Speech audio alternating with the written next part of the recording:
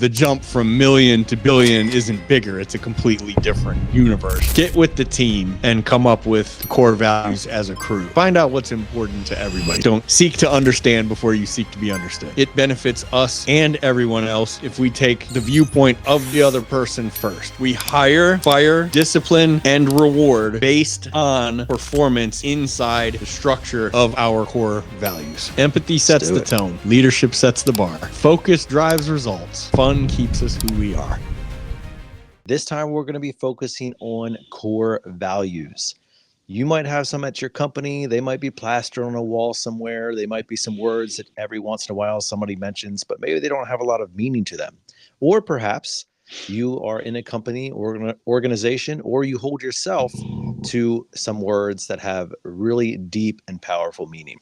Whatever they are or whatever your experience is, we're going to talk about our experience today and how core values can really shape and should shape you, your service, your team, your company, your client's experience, and far more. It's going to be a good conversation as Brian and I talk about our personal experiences, some of our core values, and we're looking forward to it today as we're going to just be the two of us. Before we get into the meat of that content, though, it's time for us to spend a little bit of time breaking it down in an introduction. And we're going to start it off with a quote from Brian. Peter Drucker, largely considered the GOAT all time of leadership and management, said, "Culture eats strategy for breakfast." Yeah, that is such a good quote. And it means so much because, in my particular role, I am often drawn into strategic conversations or strategic planning or where are we going and what are we doing and all these types of things. It's very easy for me to lose sight of the culture because, I just have a natural inclinancy to strategy. And so I can get lost in spreadsheets and lost in bullet points and slideshows and reporting and everything else, all the things that would drive Brian crazy. And yet it is such an important thing to balance, though, that strategy with culture. And in fact, culture really wins the day, because if you don't have the culture, the strategy will be executed by subpar people who are only there for the money or only there for some other reason, but not really there for the true passion of the matter. And so culture has been a great learning process for me to make sure that I have that in the proper position on the importance graph in my own life, as well as the lives of the teams that I am helping with. Here. It's a tough one because, without any strategy whatsoever of where we're going and what we're doing, I don't think a culture is going to get you there. But without culture, like you said, you can have all the strategy mapped out in the world and it's not going to get off the ground, right? How could it? So if Peter Drucker says culture beats strategy, then culture beats strategy, because I don't think there's a there's a more respected name in writing and leadership and management than Peter Drucker.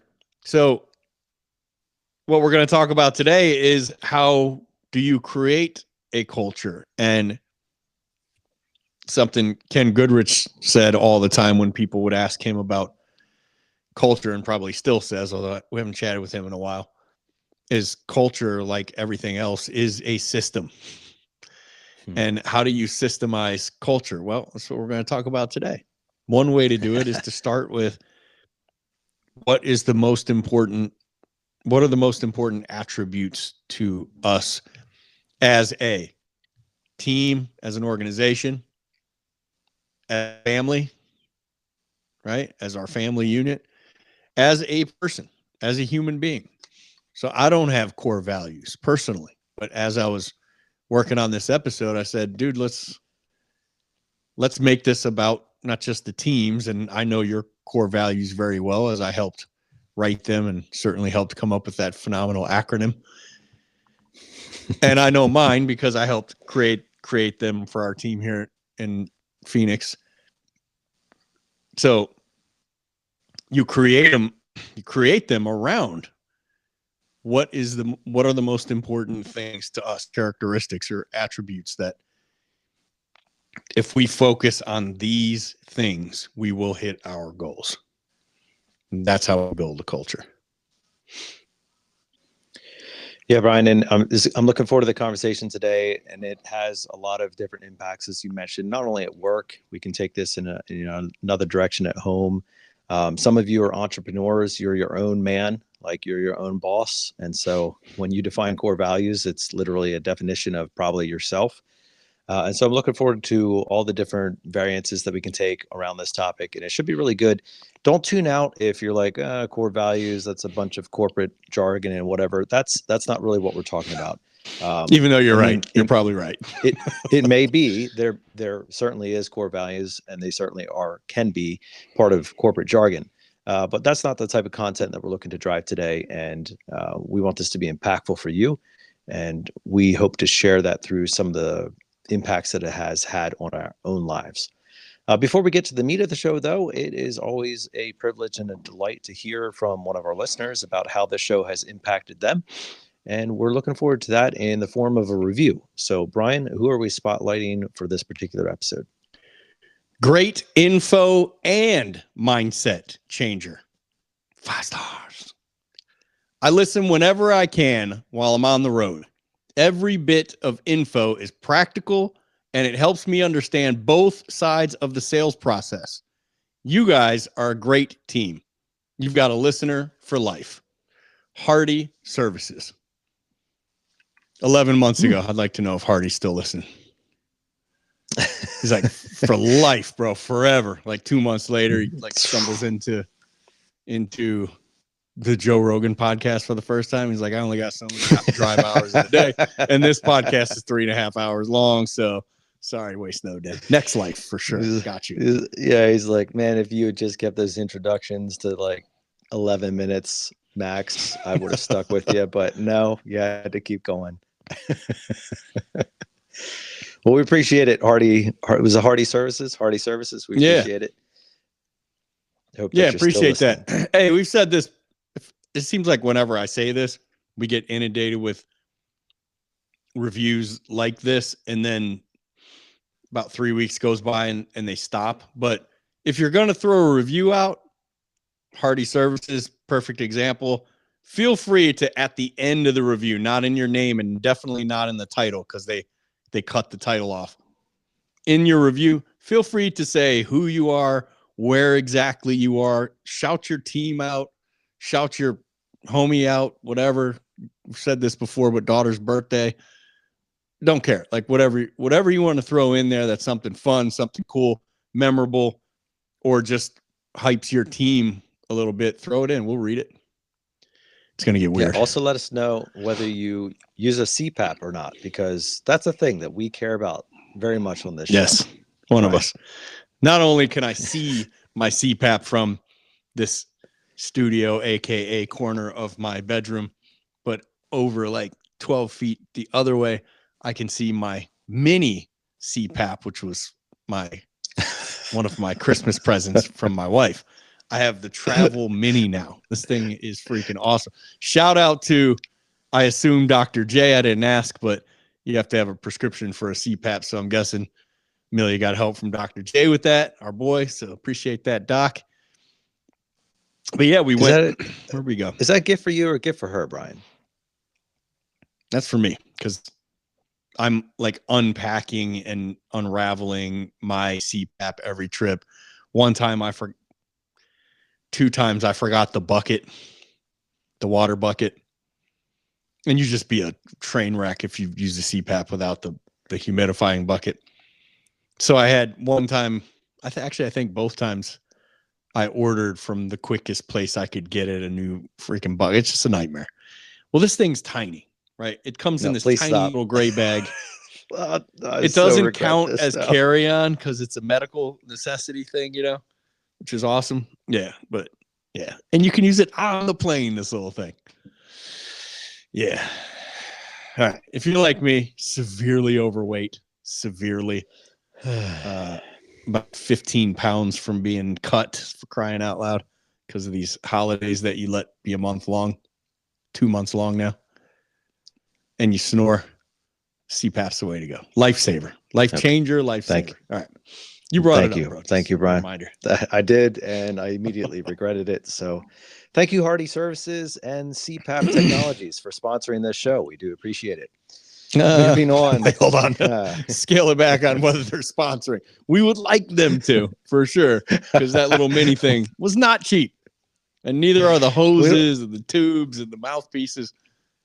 Why would they sponsor us at this point? They've gotten all the free publicity that they could ever ask for. Yeah. They've literally sold 9 systems in the years I've been hyping this thing. Because every now and then at a convention or on social media, somebody says, bro, I went and got a sleep study done because of you. Got to CPAP. Changed my life in ways that you didn't even describe. Like, I can't believe how much better life is since I got a CPAP. And I'm telling you, I can't believe how much better life is since I got a CPAP. I'm a 6-hour guy now. I sleep for 6 hours. And much of the time I wake up before my alarm, 3:45, feeling refreshed and head right to the gym. Like, let's go.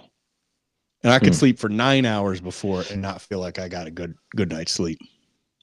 I'm about to sleep for 9 hours now, Brian. So moving on to the topic at hand here, which is core values. And we're looking forward to it today. So it's just going to be the two of us. We're jumping into it here.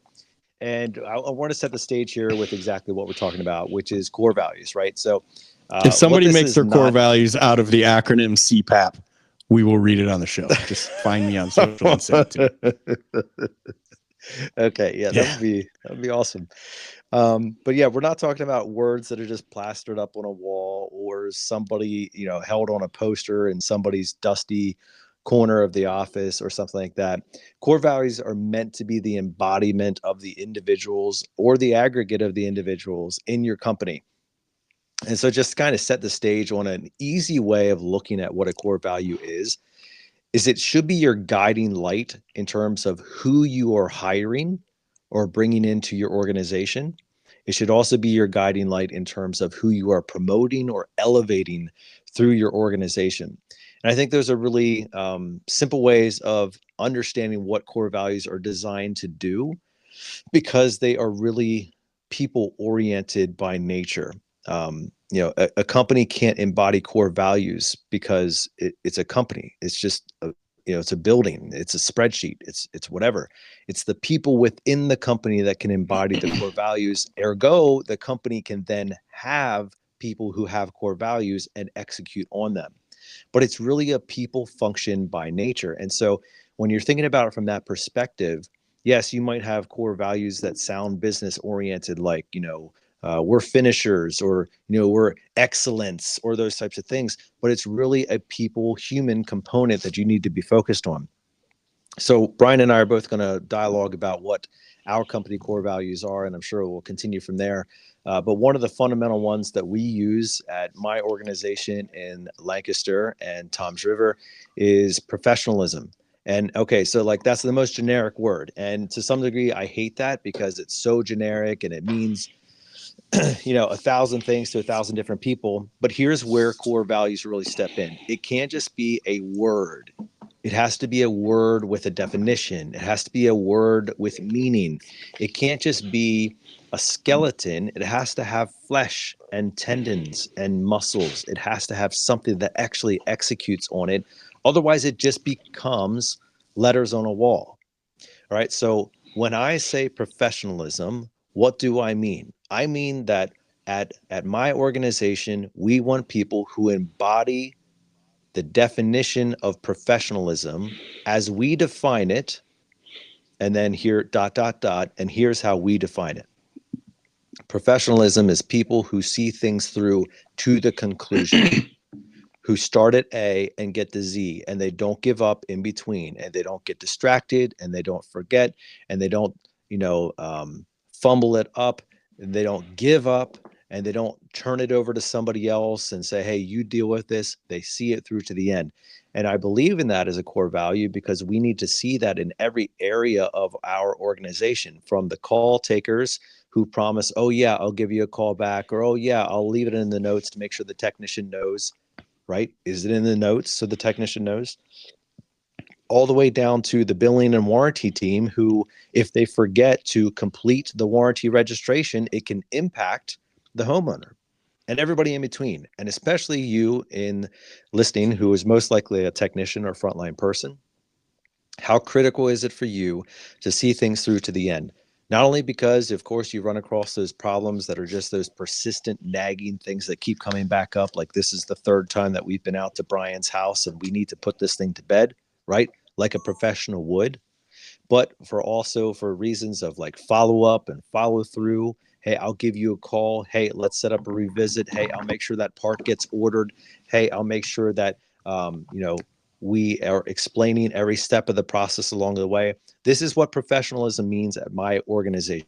Might have a different definition, and that's perfectly okay at yours. But for our core value of professionalism, it means seeing things through to the end, to their conclusion, and taking care of business. It's a simple way of putting it. Here, I'll interject one of mine now, right? So we started with yours, the P in your acronym. I'll start with the first of ours here, which the beginning of the acronym is E, and E stands for empathy. And we met on these this morning. We'll start one of the very first meetings every year with core value. I don't want to say training, because there's not much to train on in these, right? We all know what this stuff means, but just a refocus every year on what we're doing and what our model is, right? Empathy is first for a reason. Empathy isn't being soft. It's understanding before being understood, which is a core principle of most people doing business the right way. It's like Dr. Stephen Covey said, don't seek to understand before you seek to be understood, right? Customers don't call us on their best day. Teammates don't typically call us, see us on their best day. If it's something where they're irritating us, chances are it's because they're irritated. Like, it's okay to be upset because you're mistreated, but in a team function or when dealing with the people we serve who pay our bills, right? Let's take the mindset, just getting less and less these days with all the politics in the air and everything. But in this situation, it benefits us and everyone else if we take the viewpoint of the other person first, right? So get upset, whatever. Don't act out. Just keep it to yourself. Don't punch the steering wheel, because I think, don't set the airbag off, but like punch your seat or whatever. Just chill out. And when you go to have the conversation about it, which you should do, because healthy confrontation is, as we talked about several weeks ago, is mandatory for a good team and for trust. Go have the conversation. But start by trying to see things from the other party's viewpoint first, right? So same with dispatchers, the CSRs, your management team, your direct supervisor, the owner, whomever. So listen first, care first, try to see it from their situation first, and then get your viewpoint out and say what you need to say to resolve the situation. And then resolve the situation, right? So that's our version of empathy, but we also have the Webster's Dictionary definition of each of the four of these. Empathy, the action of understanding, being aware of, being sensitive to, and vicariously experiencing the feelings, thoughts, and experiences of another. I like ours better. Yeah. I like that, Brian. And as you well know, empathy is actually the second core value for our team as well. And kind of echoing what you're saying there, the reason that we care about empathy as a core value is because we are in the home services business. Like, we have to be empathetic. And when I say have to, it's not the, you don't literally have to be, right? But if we are not, we become callous. We become just another service, just another provider of things. And in many ways, you may consider yourself, I think we consider ourselves akin to the medical professional field, where we might not be taking care of the medical body, but we're taking care of the body of the house. And in many ways, I'm not trying to draw like a straight up parallel here, because trying to tell somebody bad news in a medical setting could be drastically different than in a home situation. But we are still often required to tell somebody bad news. It might not be that they have cancer, but it might be that hey, like there's leak, there's rust, there's problems, there's things that need corrected, and these things are going to cost money. Right. So I'm not at all trying to say that we're delivering life altering news, but we are delivering news that is usually uncomfortable and usually painful to some extent to the client. And so if you do not conduct yourself with empathy, how can you deliver that news in a meaningful way that is not going to come across as callous or cold? What is your bedside manner, in the home? What is your table side manner in the home? This is why we want to see empathy in our technicians, but not only in the technicians, in the CSRs, because they're the front line. They're the first person that they're going to speak to when a homeowner calls in distress, and they need to have empathy in their voice, right? I don't know if you're watching this podcast, but you're listening to it for sure. And in the voice of a CSR, you can experience empathy, even if you can't see the facial expressions and the body language and the eyes and the sadness and those types of things. You can still feel it in the voice, which is so critical, all the way down through for everybody who's supporting our organization. Because at the end of the day, we are an organization of humans, and humans need empathy to really relate to one another. And what a great cultural building block is it if people empathize with one another, and how much farther can you go if that's what you build upon?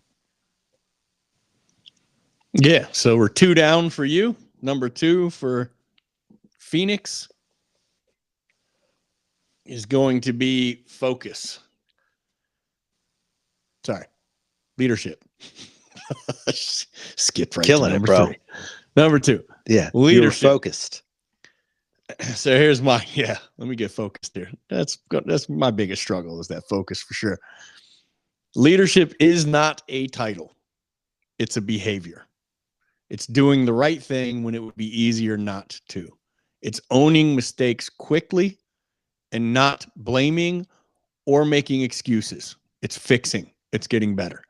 Every single one of us leads someone, a client, a coworker, techs, apprentices, shop techs, whatever it is, homeowners, ourselves, right? Even a new hire who's just watching how you behave, how you show up, and how you talk about your teammates, the leadership, the support staff, or the client. We're all leaders, right? And then Webster has a very subpar definition compared to ours, which is the capacity or ability to lead, the act of guiding or directing a group or one's self. I like that part the most. And we went round and round in that in our team talk about the act of leading oneself. I like also that Webster's used the word to define itself. Leadership, the capacity or ability to lead. Yeah, thank you. Thanks for nothing. That's a great Cool. one, Brian. That's number 3 for you, bro. Always a big fan of leadership, big fan of leadership training, leadership development.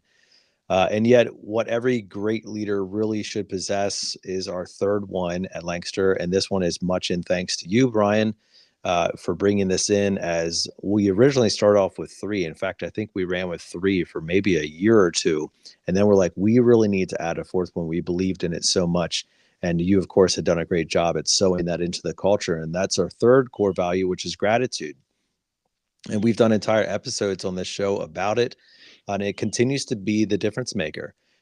And the reason that we want that as a core value is, once again, because we are dealing with homeowners, and like, how much different of an experience is it when you come across somebody that you can clearly tell loves their job, loves to be alive, loves what they're doing, loves working with people, all these types of things, and they exhibit it in gratitude. We've talked about the difference of getting served by a waiter who is just there for the paycheck, or getting served by a waiter who is, overly bubbly and thankful that you've come in, right? It's a different experience. And it's not just your experience with the homeowner or their experience with you. It's also your experience with your coworkers. How much better is the workplace if people are actually thankful to be there? How much better is your conversation around the dumpster or the water cooler or in the training room after the session's over if you're talking about things that are positive and uplifting in your life or what you did this weekend? In fact, we start off most of our meetings, like our internal meetings or team meetings and those types of things, with something called a segue, which is an EOS concept, which is basically like, tell us one thing that you're thankful for, or one professional high, or one business high, or one thing that's great, or some nature of that to remind us that it's a this is professional real. It's the professional great and the personal great. Share one of each.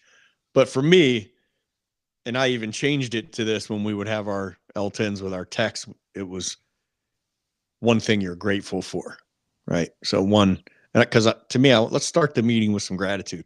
So one personal life thing you're grateful for, one work life thing you're grateful for, and let's start with that. Yeah, but the real reason I got gratitude shoehorned in there was for the acronym. For your we'll acronym. Get to that, Brian. What's your next one, buddy? Yeah. Number 3. So we had empathy, leadership, focus. Spoiler alert. We already spoiled it. Focus. So focus, our definition or the way we describe it. Yes, we work hard. Oh, sorry. We don't win by doing everything. We win by doing the right thing consistently. The one thing that matters most at that time. And focus means phones down. Everybody snickered when I said this one because I'm the worst at it. Yes, still. I know you're surprised. Phone down, eyes up, one call, one client, one task at a time. Distraction is expensive, but discipline pays. That's good. And then we slide down to the very lackluster Webster definition of this: a center of activity, attraction, or attention. The ability to concentrate attention or effort, or both. I like that part. That second sentence on there was beast mode. The ability to concentrate your attention and effort onto one singular task or purpose, right? Phenomenal. What did the first quote I ever wrote down in my original kindergarten composite notebook in 2004 when I got to the Ken Goodrich company where I met my mentor and so many longtime friends like Brent Buckley. And I opened a notebook for the first time and wrote a quote in it, and it became my quote book. I X'd out notebook and put quote book. Was Bruce Lee. He said, the only difference between a human and a superhuman is laser focus. And I heard Kevin O'Leary, Mr. Wonderful, talking about Steve Jobs. He worked for Steve Jobs for a little while. And he said the biggest difference between him and everyone else he's worked with is Steve Jobs was able to cancel out white noise and focus solely on the one thing he considered the most important thing to get done at that time, more than anyone else he'd ever seen. What's Apple's market cap these days? It's over $1 trillion. Trillion dollars. Yeah. Not billion. Did we ever do the seconds, millions versus billions thing on here? I don't think so, but yeah, that's good. Yeah, is it? Why don't you go for your fourth one, and I'll look that up because I actually have it in my notepad. You do that. Stay focused, Brian. I trust in you. All right. So number 4 for I'm us getting off is track drive. All right. So what does drive mean? Drive is the ability to be autonomously moving forward without having to have a slave driver or a whip behind you. Why is that important? Our company is not a micromanaging company. We don't want to be. I don't want to have to be cracking the whip to get things done. I want to dream. I want to scheme. I want to plan and strategize. And then I want to say, let's go get it. Everybody do their thing. You do this, you do this, you do this, you do this. Go team, break. Right. And then it gets done. I don't want to have to do check-ins and like progress reports and, TPS reports and all this stuff. I don't want to have to do that. I mean, there's still merit to progress and check-ins and all that stuff. Yes. From like, are we on track? Are we getting it done? But I don't want to have to do it to actually see success. How tiring is it to constantly be chasing after people to make sure they do what they have to do or need to do or what they said they were going to do? Right. And so we look for drive within individuals, not only from a sales component, which is obvious, right? Like, somebody who's choosing to set their own goals or set their own income levels and those types of things, but all the way down through our organization, from our CSRs who sell memberships of the phone to the technicians in the field, to our admin teams, to our dispatchers and everybody else. And we have incentive plans at almost every single level that I can think of, because we want people who are driven and who are going to see that carrot and they're going to go get the carrot, and they don't need the stick. They don't need the stick. They love the carrot. They want the carrot, and they're driven to go get it. And that's why we have drive as the conclusion of our core values. Yeah, love that one. I slid G in there so that their acronym for their core values could be, go on, Nate, pegged, baby. Yeah, that we would have you pegged. Yeah. Mm-hmm. And we would bring people in the conference room. One of the first things I said, I point up at the beautiful core values board that the Authority Brands marketing team helped me build. And it's just like a dude there in uniform. And it's like Pete, a professional, empathetic, grateful, driven. And I said, if you want to be a punctual pro, one of us, you got to be pegged. And I'd point up at the poster, and I would see what level of one of our fourth core value on our team is fun. And I would see whether this person got the joke and had a sense of humor or not, right? Because somebody got too excited. We're like, it's not for us, right? But people would see it and go, what? I go, yeah, you gotta get pegged, man. You gotta be pegged. And they would crack a smile and go, man, get out of here. Like, all right. Yeah, all right, good. If you laugh and you get a joke out of it, it's a step in the right direction, right? Plus, I got to hear Nate say he was going to peg people all the time, which was even more fun. You did. All right, before we it's a complete lie. Before we dig into our last one, Steve Jobs started and built a company that now has a $3 trillion market cap. Like Bruce Lee said, the difference between a human and superhuman is laser focus. Kevin O'Leary said, in terms of that laser focus, he's never seen anybody like the guy he worked with for a while, Steve Jobs, with laser focus. The company he built now has a market cap of $3 trillion. I heard this done in millions and billions, never trillions. So we're going to do the trillions math. The difference between a millionaire, a billionaire, and a trillionaire. 1 million seconds is about 11.6 days, right? So last week plus a long weekend. 1 billion seconds is 31.7 years.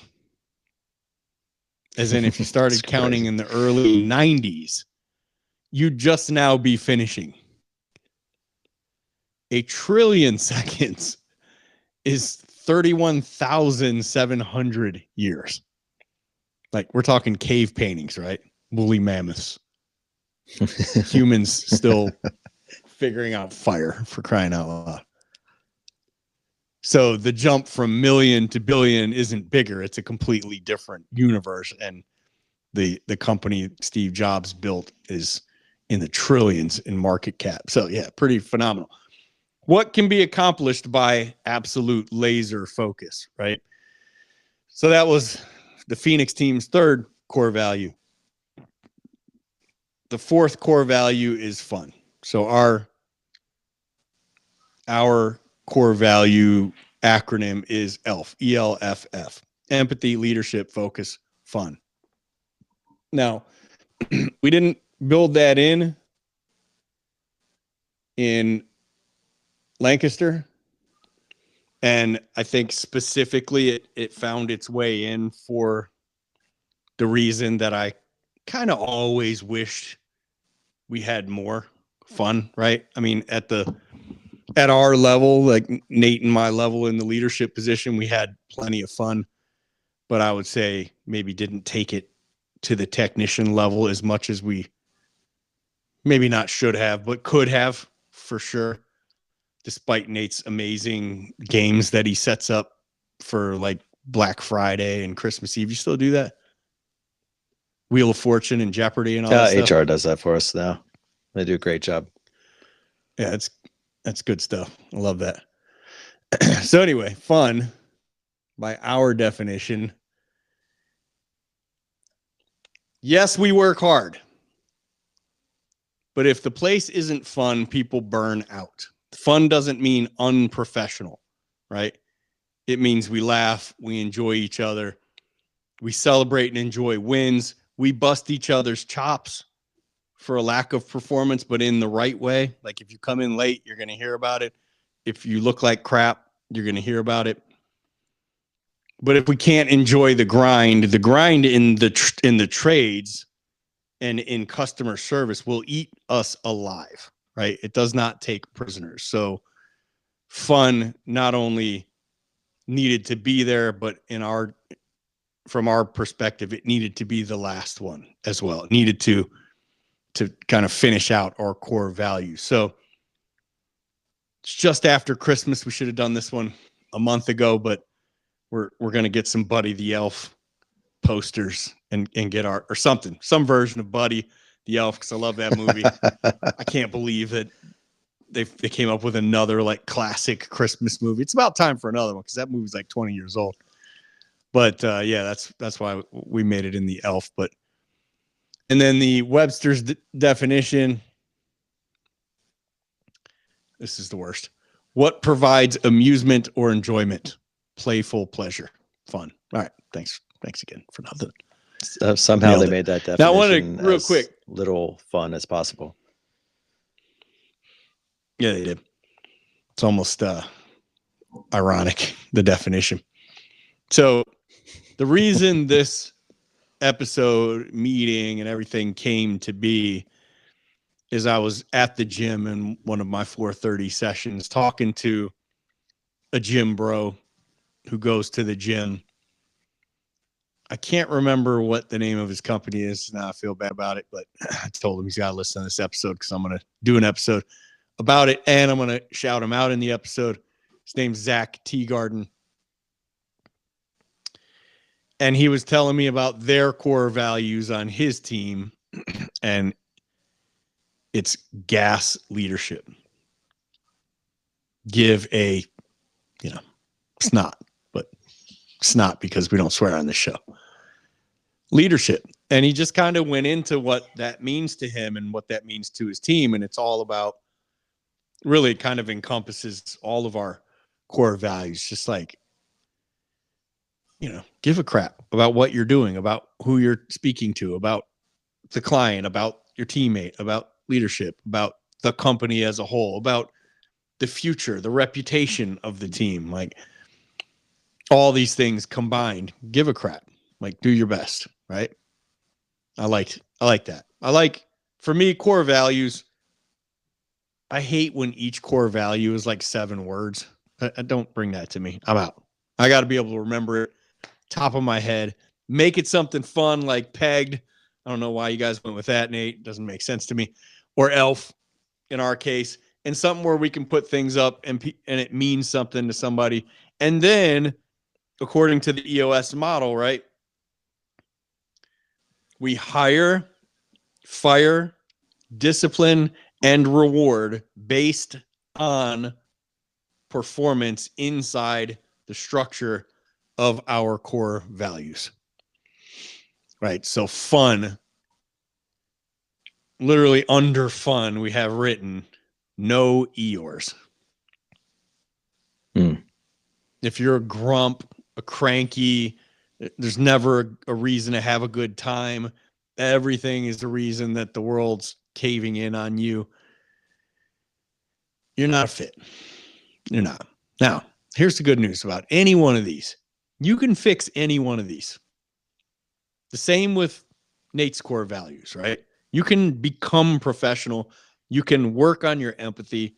You can act more grateful until you become more grateful. And drive's a tough one. That can be a tough one. But I do think you can figure out what you're driven for and then apply that to what you do for your team, right?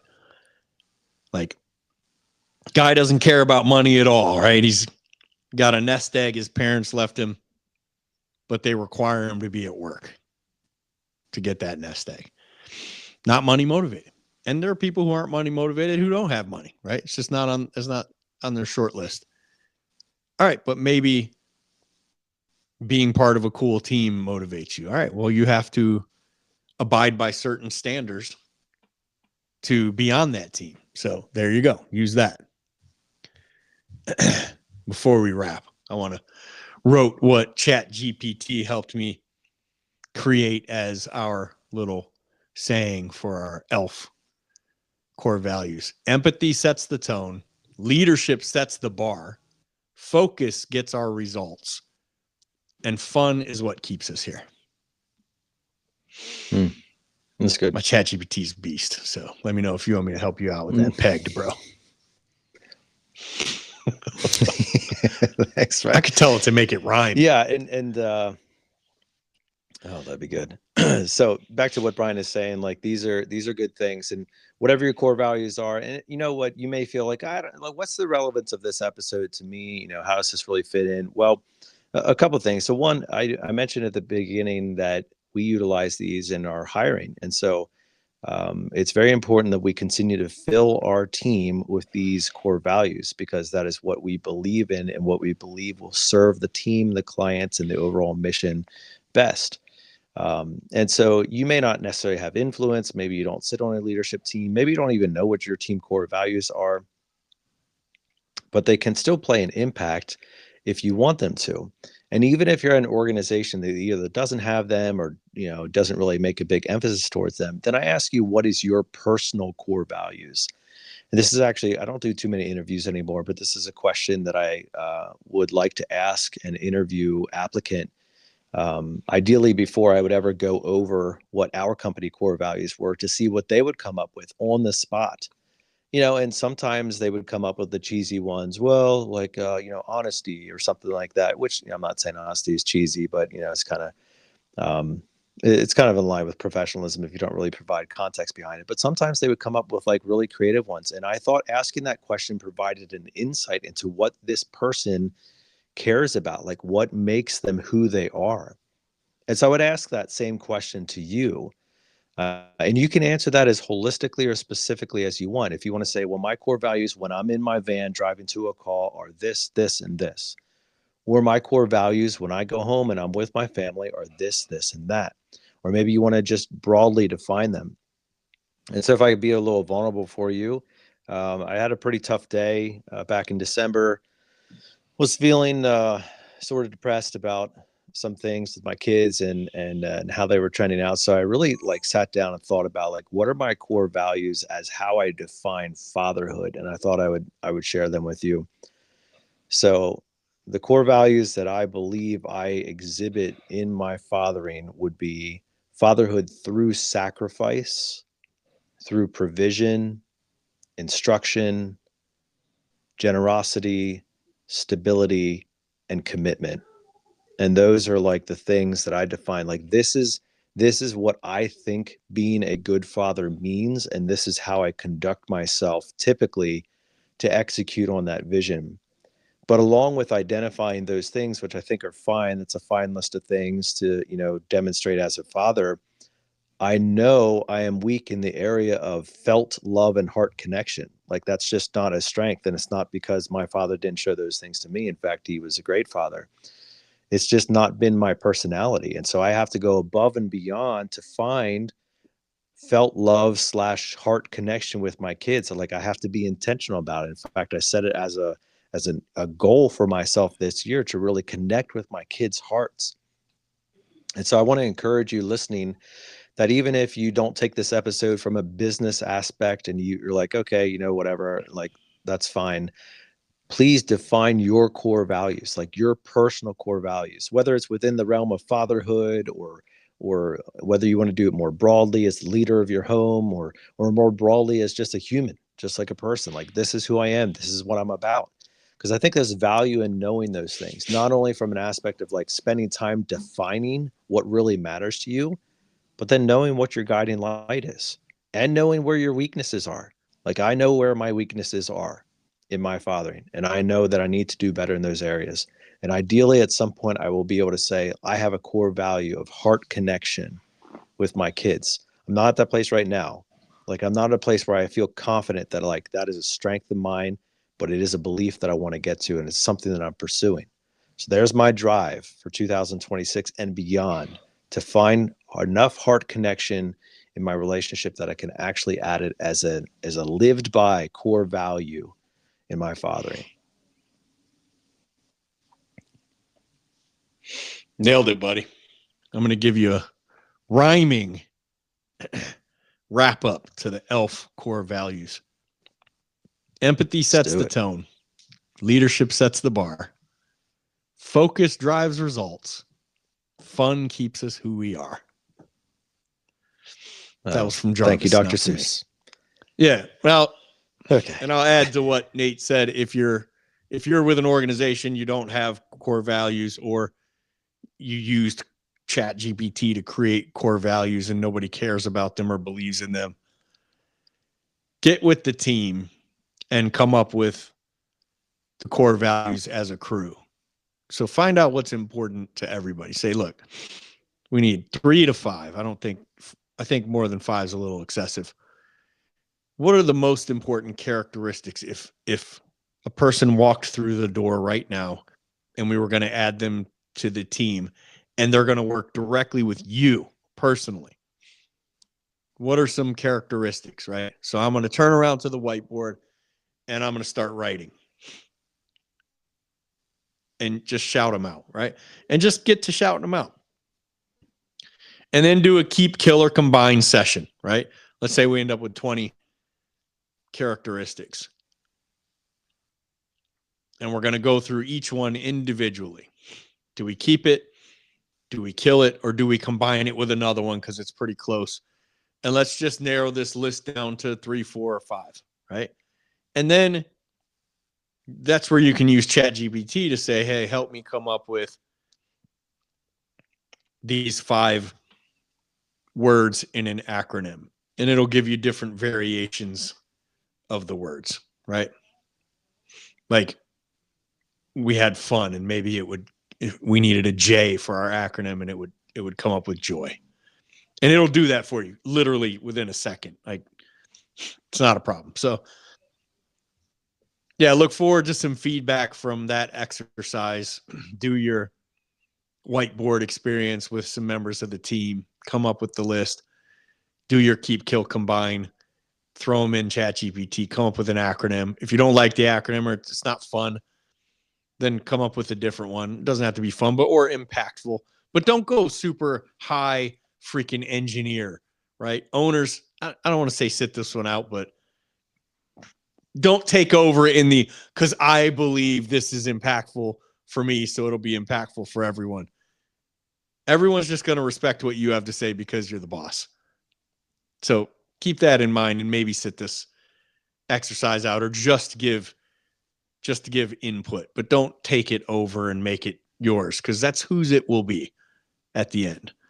Now, the core values have to be super important to the person who's at the top of the org chart for sure. But you don't have to own this completely. This is something to delegate and make the team part of, right? You concur, Nate? Absolutely. And that seems like a great place to wrap things up, Brian, as we had a good episode today. And I hope that was impactful for you. We would love to hear what your company core values are, whether you sit on the leadership team or not. We'd love to hear what those are. We'd love to hear what your personal core values are, and or both. We'd love to hear any of those variations, because core values have a great way of defining the people who embody them. And that's in the organization, out of the organization, at your home, and wherever in between. So we hope this was impactful. If you don't have any core values, like Brian was saying, we encourage you to either spend time with your leadership team, or even like if it's just, if you're on the front line, it's just like you and some buddies, like, hey, what are we about? Great. Do a team session, rally behind that. Or maybe it's you and your spouse, and you can go home and you can have that conversation and say, like, what is our family about? Like, what are the Minnichs? What are the Burtons about? Like, what are we going to be, and what are we going to raise our kids, and what are we going to value? I think that's a great exercise and a great way to really kick off a year.